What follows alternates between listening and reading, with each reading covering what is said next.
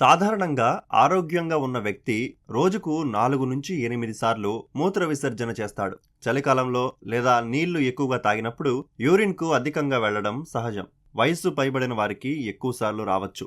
కానీ ఇవేవీ కాకుండా కూడా కొందరు ఎక్కువ సార్లు మూత్ర విసర్జనకు వెళ్తుంటారు.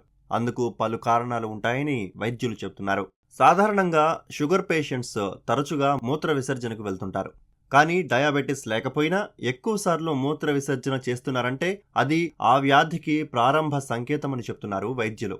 అంతేకాదు కిడ్నీ, బ్లాడర్లలో రాళ్లు ఉంటే కూడా ఈ సమస్య ఎదురవుతుందని అంటున్నారు. ఇదే విషయాన్ని నేషనల్ లైబ్రరీ ఆఫ్ మెడిసిన్ బృందం కూడా వెల్లడించింది. కొంతమందిలో పెద్దవాళ్ళలో పర్టికులర్గా ప్రాస్టేట్ ఎన్లార్జ్మెంట్ అని ఉంటుందండి.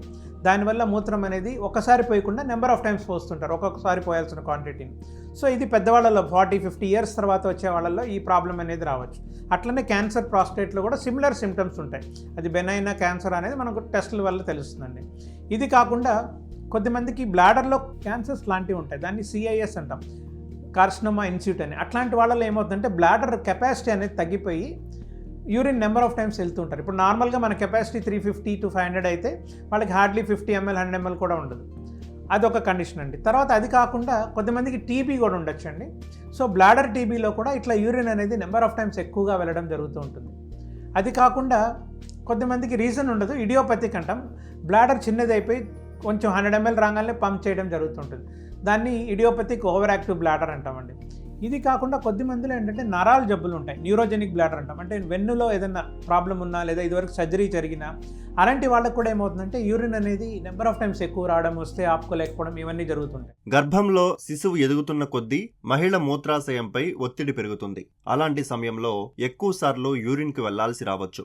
అయితే తరచూ మూత్ర విసర్జనతో పాటు మూత్రంలో రక్తం కనిపించటం, దుర్వాసన, అలసట, వాంతులు, పొత్తి కడుపులో నొప్పి రావడం గమనించినప్పుడు ఆలస్యం చేయకుండా డాక్టర్లను సంప్రదించాలి.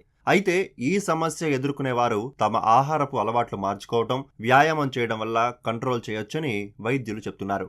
మొట్టమొదటి ఏంటంటే మనం తీసుకునే వాటర్ డైలీ ఏంటంటే గంటకి 1 గ్లాస్, అది నీళ్లు కానీ ఎనీ లిక్విడ్స్ అండి, అలా తీసుకోవాలి. ఎక్కువగా తాగినప్పుడు ఎక్కువగా వాటర్ వస్తుంది. సో డైలీ మనము రెస్ట్రిక్ట్ చేసుకోవాలి. ఈ ప్రాబ్లం ఉన్న వాళ్ళు పర్టికులర్గా 1 to 2 లీటర్స్ లోపలే ఈ ద్రవ పదార్థాలు అనేవి తీసుకోవడం చేయాలి. నెంబర్ 2, ఎక్కువగా టీ, కాఫీలు తాగడం తగ్గించాలి. అట్లనే కారం, మసాలాలు కూడా బాగా తగ్గించుకోవాలండి. తర్వాత 4వది డైరెటిక్స్ వేసుకునే వాళ్ళు డాక్టర్ గారిని అడిగి కొంచెం ఆ డోజింగ్ అనేది తగ్గించుకోవడం చేయాలండి. అది కాకుండా ఈ ప్రాస్టేట్ ప్రాబ్లం ఎవరికైతే పెద్దవాళ్ళల్లో ఉందో అలాంటి వాళ్ళు ఏంటంటే కొన్ని మందులు ఉంటాయి, ఆల్ఫా బ్లాకర్స్ అని, ఆ మెడిసిన్స్ అనేవి తీసుకుంటే ఆటోమేటిక్గా ఈ ప్రాస్టేట్ గ్రంథి అనేది కరిగి ఈ ప్రాబ్లం అనేది తగ్గచ్చండి. ఈ డయాబెటిక్స్లో కూడా ఈ ప్రాబ్లం ఉంటుందండి. కొద్దిమంది డయాబెటిక్స్లో ఏంటంటే షుగర్ అన్కంట్రోల్డ్ ఉన్నప్పుడు యూరిన్ నెంబర్ ఆఫ్ టైమ్స్ వెళ్తుంటారు. సో అది డయాబెటాలజిస్ట్ని కలిసి షుగర్ని కంట్రోల్లోకి తీసుకురాగలిగితే జనరల్గా ప్రాబ్లం క్లియర్ అవుతుంది.